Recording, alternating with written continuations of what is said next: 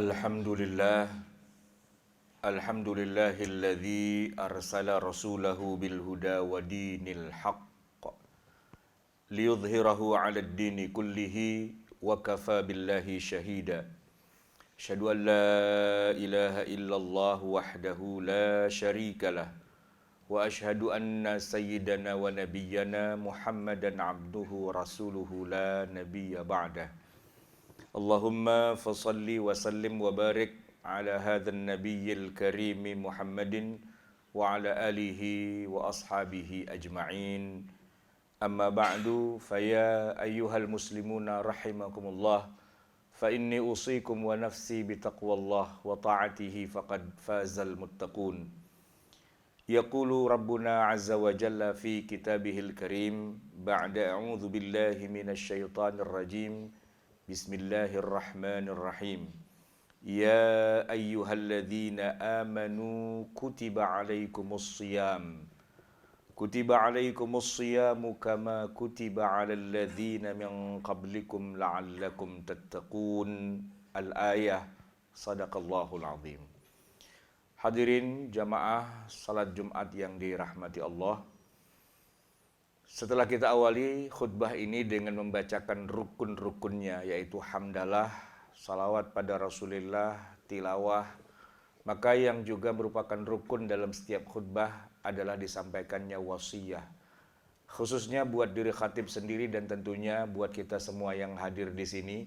Dan wasiyah yang paling dasar, paling utama adalah wasiat iman.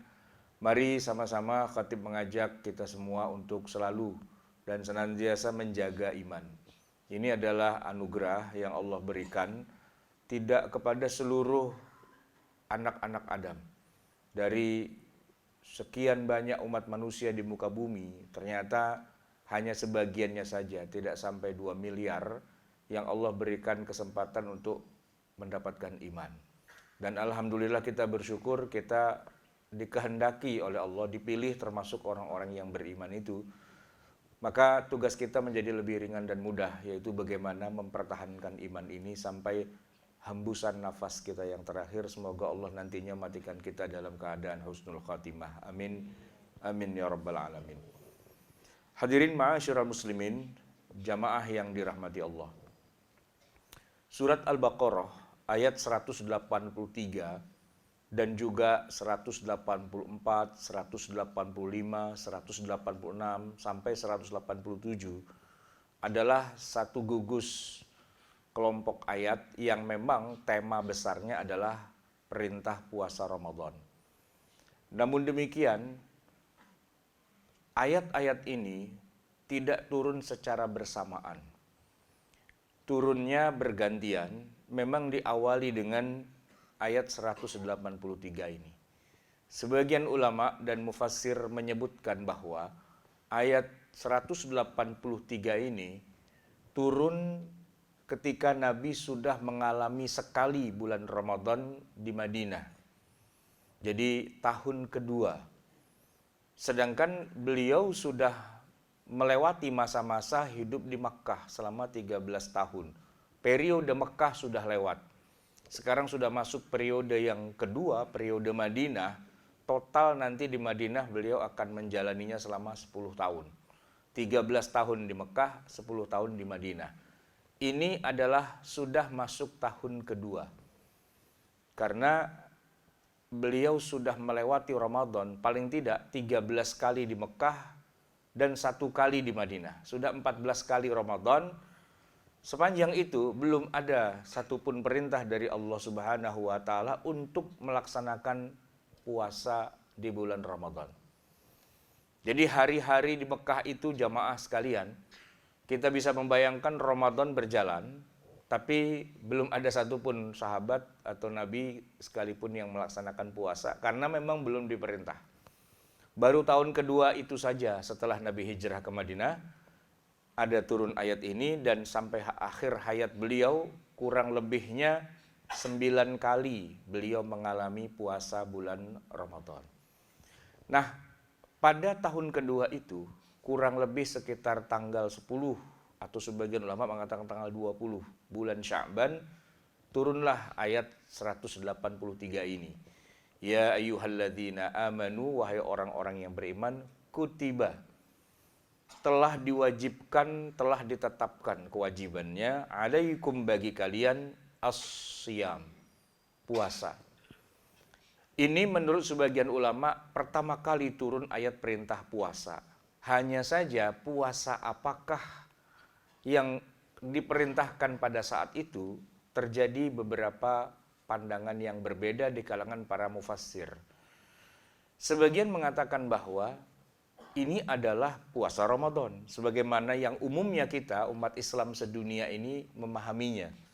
Maka itu setiap kali ada event untuk bicara tentang puasa Ramadan, maka ayat 183 inilah yang dibacakan. Kutiba alaikumusiyam, ay bimakna saumu Ramadan. Namun sebagian ulama mengatakan bahwa kutiba alaikumusiyam ini bukanlah puasa Ramadan, tapi puasa 3 hari dalam setiap bulannya, di mana umat terdahulu, yaitu Bani Israel terdahulu, mereka itu memang diwajibkan puasa Ramadan, tapi kemudian mereka melupakan perintah sholat dan perintah puasa, sehingga kemudian akhirnya mereka hanya berpuasa 3 hari saja dalam sebulan. Dan oleh sebagian ulama ahli tafsir, ketika Nabi dikatakan puasalah kamu sebagaimana umat terdahulu puasa, kama kutiba 'alal ladzina min qablikum, kenyataannya yang Nabi lihat dari kalangan Bani Israel Yahudi di Madinah itu mereka puasanya 3 kali dalam sebulan. Yang kemudian kita di zaman sekarang mengenalnya dengan istilah puasa ayyamul bid. Sehingga menurut versi tafsir yang ini, puasa kita ayyamul bid itu sebenarnya adalah puasa dari Yahudi. Versi yang kedua mengatakan kurang lebih sama, tetapi yang dimaksud bukan 3 hari dalam sebulan, bukan ayyamul bid, tetapi hari Asyura tanggal 10 Muharram. Dan ini juga terkonfirmasi dalam hadis Nabi yang menyebutkan ketika Nabi tiba di Madinah, awal mula beliau hijrah, beliau mendapati orang-orang Yahudi berpuasa di bulan Muharram tanggal 10, dan ketika ditanya, ada apa dengan 10 Muharram? Orang-orang Yahudi Madinah mengatakan, inilah hari lebaran kami. Kami merayakan dengan cara berpuasa peristiwa diselamatkannya Nabi Musa alaihissalam dari kejaran bala tentara Fir'aun. Dan itu adalah hari besar kami, maka mereka berpuasa. Dan untuk yang satu ini, hadis Nabinya memang tegas menyebutkan bahwa Nabi ikut berpuasa pada 10 Muharram. Bahkan Nabi mengatakan bahwa ana ahaqqu bi Musa minkum. Saya lebih berhak untuk menghormati Nabi Musa daripada kalian. Karena peristiwa Isra Mi'rajnya Nabi yang terjadi kurang lebih kira-kira 6 bulan sebelum beliau hijrah, itu memastikan bahwa Nabi memang bertemu dengan Nabi Musa beberapa kali. Pertama di Masjidil Aqsa sebelum terbang ke langit, yang kedua kemudian di langitnya itu sendiri. Dan ketika pulangnya dari masukan ide dari Nabi Musa, Nabi kita kemudian mendapatkan keringanan dari kewajiban 50 waktu sholat sehari semalam menjadi hanya tinggal 5. Jadi Nabi kenal baik dengan Nabi Musa alaihissalam, termasuk juga dengan Nabi Isa, sampai ketika Nabi turun dari Isra Mi'raj itu beliau mengatakan bahwa salah satu di antara kalian, Nabi menunjuk salah seorang sahabat, itu wajahnya mirip sekali dengan Nabi Isa alaihissalam. Mirip. Ini menunjukkan bahwa secara fisik Nabi bertemu dengan para nabi dan rasul sebelumnya. Sebagaimana disebutkan dalam banyak hadis yang sahih, di langit pertama bertemu dengan nabi siapa dan seterusnya. Nah kata Nabi, Nabi Musa itu saya dekat sekali. Saya lebih berhak menghormatinya, maka beliau pun berpuasa tanggal 10 Muharram. Jadi ada 3 tafsiran terkait dengan kewajiban puasa yang ada di dalam 183 ini. Pertama puasa Ramadan, sebagaimana diwajibkan kepada umat sebelum kamu, mengatakan bahwa umat sebelum kamu Yahudi dulu zaman Nabi Musa dulu itu mereka juga puasanya Ramadan. Tapi seiring dengan berjalannya waktu mereka mengganti Taurat dengan apa yang mereka tulis sendiri sampai kemudian sholatnya hilang, puasanya hilang, menjadi puasa yang cuma 3 hari itu. Atau versi yang kedua mengatakan bahwa puasanya hanya bulan Muharram tanggal 10. Tapi kebanyakan ulama, ahli tafsir mengatakan ya, yang dimaksud dengan kama kutiba 'alal ladzina min qablikum itu maksudnya adalah Sebagaimana juga puasa Ramadan itu juga diwajibkan kepada umat sebelum kamu. Hanya saja ketika Nabi Muhammad bertemu dengan Bani Israel, keturunannya di Madinah, pada saat itu mereka sudah tidak mengenal lagi puasa bulan Ramadan. Mereka melaksanakan yang tanggal 10 Muharram atau yang Ayyamul Bid saja. Sehingga adanya perintah puasa Ramadan ini mengingatkan kembali kepada Bani Israel bahwa nenek moyang kalian itu, leluhur kalian dulu itu diwajibkan puasa Ramadan. Sehingga terkonfirmasilah bahwa memang ayat 183 ini merupakan ayat yang memerintahkan kembali untuk puasa Ramadan, baik kepada umat terdahulu ataupun kepada Nabi Muhammad sallallahu alaihi wasallam. Hadirin jamaah yang dirahmati Allah, kalau kita beranjak kepada ayat 184 dan 185, kita menemukan sebuah pengulangan. Karena disebutkan dua kali, faman kana minkum maridan aw ala safarin fa'iddatun min ayyamin ukhar. Itu di ayat 184 dan diulangi lagi 185. Di mana intinya kepada umat Nabi Muhammad sallallahu alaihi wasallam puasanya lebih diringankan karena mereka yang sakit, mereka yang musafir, dan mereka yang tidak mampu untuk berpuasa seterusnya, itu dibolehkan untuk tidak berpuasa pada bulan Ramadan itu. Hanya saja ada konsekuensinya, harus dihitung berapa kali dia tidak puasa untuk diganti setelah selesai Ramadan. Faman kana minkum maridan, siapa di antara kalian yang sakit, aw ala safarin, atau karena hambatan safar, maka fa'iddatun, maka hitunglah berapa banyak dia tidak puasanya, min ayyamin ukhar, agar dia puasa di hari yang lain. Wa 'alal ladzina yutiqunahu, sedangkan mereka yang ternyata Allah cabut kenikmatannya sehingga untuk selamanya dia tidak bisa puasa, entah karena dia sakit atau karena usia sudah tua, uzur syar'i, maka dia tidak wajib puasa Ramadan, cukup dia membayar fidyah saja. Maka disebutkan wa 'alal ladzina yutiqunahu fidyatun. Apa itu fidyah? Ta'amu miskin, memberi makan orang-orang miskin. Hadirin jamaah sekalian yang dirahmati Allah, dengan dua kali pengulangan, sebagian ulama mengatakan bahwa memang diwajibkannya pertama adalah puasa yang Ayyamul Bid atau Asyura, baru kemudian ada kewajiban puasa Ramadan. Dan memang kalau kita cocokkan dengan ayat 185, barulah di 185 itu Allah menyebut kata-kata Ramadan. Syahrul Ramadan alladzi unzila fihi al-Qur'an hudal linnas wa bayyinatin minal huda wal furqan faman syahida minkumus syahra falyasum. Disitulah muncul kata-kata Ramadan, dan muncul pula siapa di antara kalian yang menyaksikan hilal bulan Ramadan, falyasumhu, maka kerjakanlah puasanya. Di 183 sudah ada ungkapan kutiba alaikumusiyam, telah diwajibkan untuk kamu berpuasa, tanpa menyebutkan kata Ramadannya. Sedangkan di ayat 185 Allah menyebutkan kata Ramadannya, bahwa Ramadan itu adalah bulan diturunkannya Al-Quran, dan Al-Quran itu adalah petunjuk dan sebagainya. Kemudian ditutup dengan ungkapan famangkana, siapa di antara kalian, faman syahida minkum, siapa di antara kalian yang menyaksikan hilal bulan Ramadan, maka berpuasalah. Nah, oleh karena itu jamaah yang dirahmati Allah, perbedaan pandangan di antara para ulama, yang mana yang merupakan perintah puasa Ramadan, itu memang sudah ada sejak dulu. Sebagian mengatakan ayat 183 itulah perintah puasa Ramadan. Sebagian lagi mengatakan yang lebih tegas menyebutkan puasa Ramadannya adalah ayat 185. Kemudian ada satu hal yang agak unik di dalam rangkaian ayat-ayat puasa Ramadan. Ketika tiba-tiba di sela-sela itu Allah berfirman, wa idza sa'alaka 'ibadi 'anni fa inni qarib ujibu da'watad da'i idza da'an.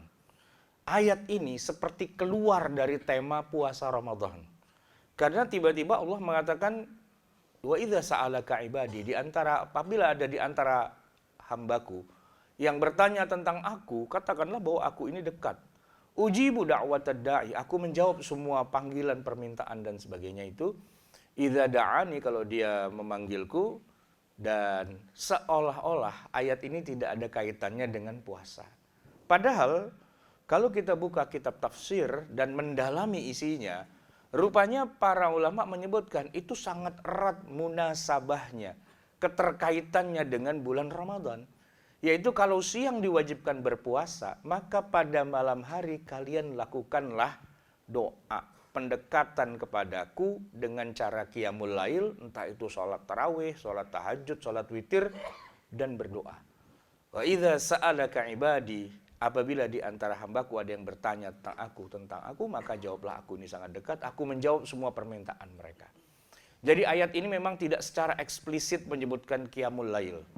Tetapi inti dari qiyamul lail itu adalah berdoa, meminta kepada Allah, meminta dilipat gandakan harta, dilipat gandakan pahala, dilipat gandakan rizki, dilipat gandakan segalanya, dan yang lebih pokok lagi, minta dihapuskan semua dosa-dosa yang pernah kita lakukan. Oleh karena itulah maka janji Allah kepada mereka yang mendapatkan itu adalah man shoma ramadhana.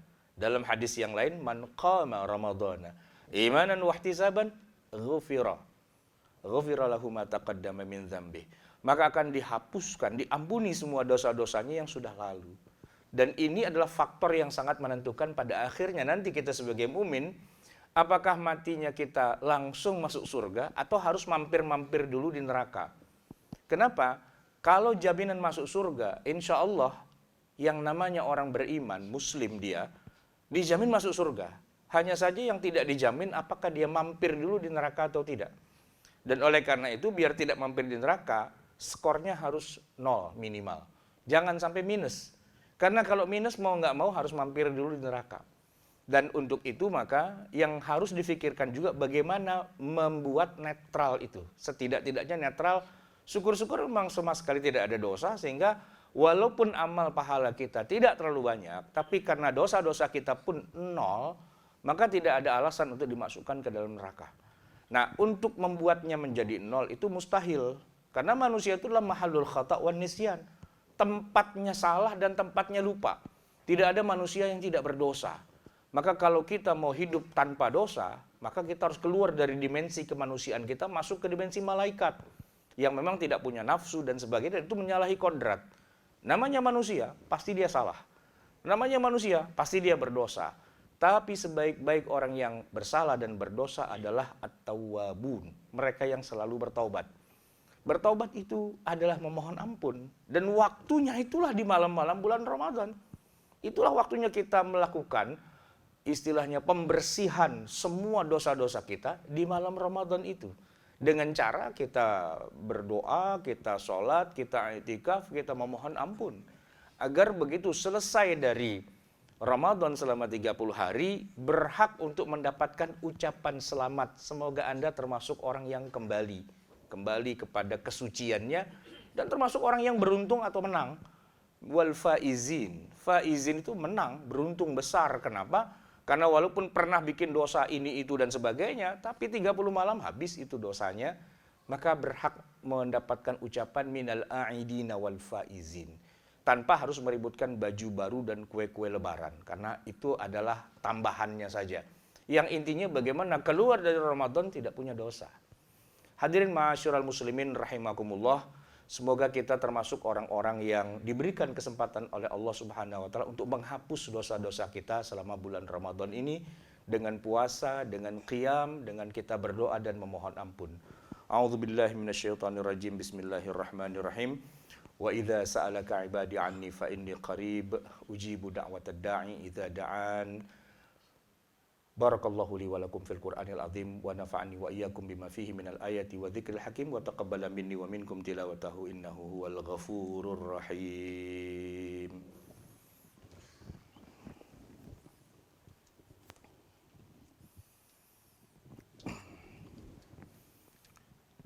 Alhamdulillahi rabbil alamin wa bihi nasta'in ala umurid dunya waddin. Wassalatu wassalamu ala asyrafil anbiya'i wal mursalin sayyidina Muhammadin wa ala alihi wa sahbihi ajma'in. Amma ba'du fa ya ayyuhal muslimuna rahimakumullah. فإني أوصيكم ونفسي بتقوى الله وطاعته فقد فاز المتقون. يقول ربنا عز وجل في محكم التنزيل بعد أعوذ بالله من الشيطان الرجيم بسم الله الرحمن الرحيم يا أيها الذين آمنوا اتقوا الله حق تقاته ولا تموتن إلا وأنتم مسلمون. وقال في آية أخرى يا أيها الذين آمنوا إذا نودي للصلاة من يوم الجمعة فاسعوا إلى ذكر الله وذروا البيع. Al-ayah sadaqallahul azim. Hadirin jamaah yang dirahmati Allah, pada khutbah yang kedua ini adalah kita sempurnakan dan kita lengkapi rukun dari khutbah Jum'ah, yaitu kita bermohon ampun dan kita berdoa kepada Allah.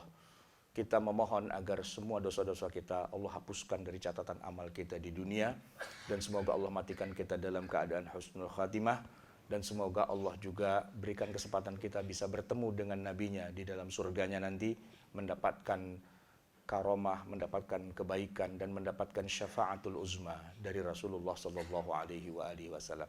Kita awali dengan kita menyampaikan sholawat dan salam kepadanya. A'udzu billahi minasyaitonir rajim. Bismillahirrahmanirrahim. Innallaha wa malaikatahu yusholluna 'alan nabi. Ya ayyuhalladzina amanu shallu 'alaihi wa sallimu taslima.